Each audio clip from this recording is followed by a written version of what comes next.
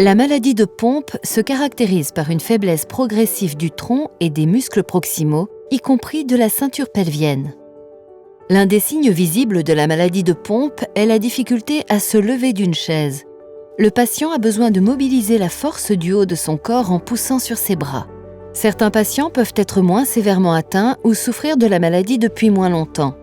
Les vidéos suivantes ont été créées grâce à la technologie de motion capture sur des patients atteints de la forme tardive de la maladie de Pompe.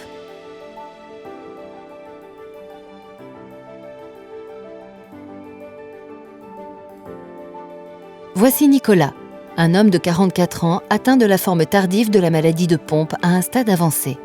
Nicolas souffre de faiblesse des muscles proximaux et de la ceinture pelvienne. C'est pourquoi il a du mal à se lever de sa chaise, comme beaucoup de personnes atteintes de la maladie de Pompe. Nicolas peut se lever uniquement en s'appuyant sur l'accoudoir.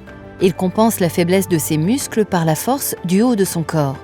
Remarquez la façon dont Nicolas fait basculer son bassin vers l'avant pour redresser son corps lorsqu'il se lève de sa chaise. De plus, il positionne ses talons contre les pieds de la chaise pour gagner en stabilité et réussir à se lever. Emma est une patiente de 50 ans, atteinte de la forme tardive de la maladie de Pompe à un stade sévère.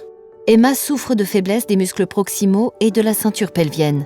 C'est pourquoi elle a du mal à se lever de sa chaise, ce qui est généralement le cas pour les patients atteints de la maladie de Pompe.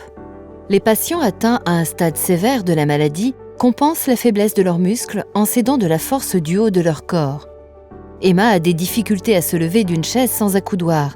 Elle balance légèrement son corps et utilise ses bras pour pousser sur ses cuisses afin de prendre de l'élan pour se lever de sa chaise.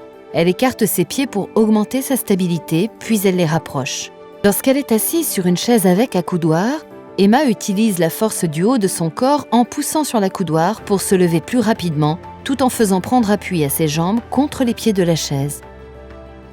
Voici Claire, une femme de 18 ans atteinte de la forme tardive de la maladie de Pompe à un stade modéré.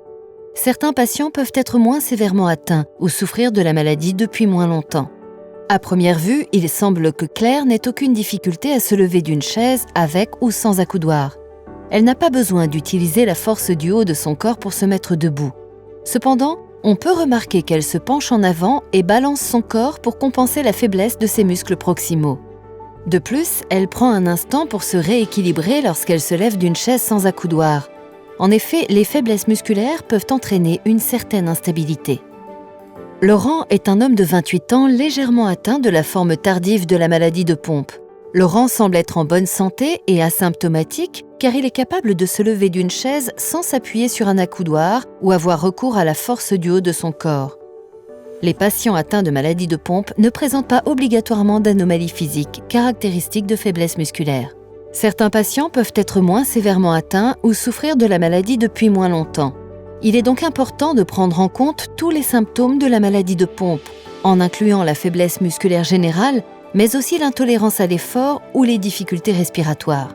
Si vous remarquez l'un de ces signes chez votre patient, envisagez une mesure de l'activité de la maltase acide ou une recherche d'un variant du gène GAA pour diagnostiquer la maladie de Pompe.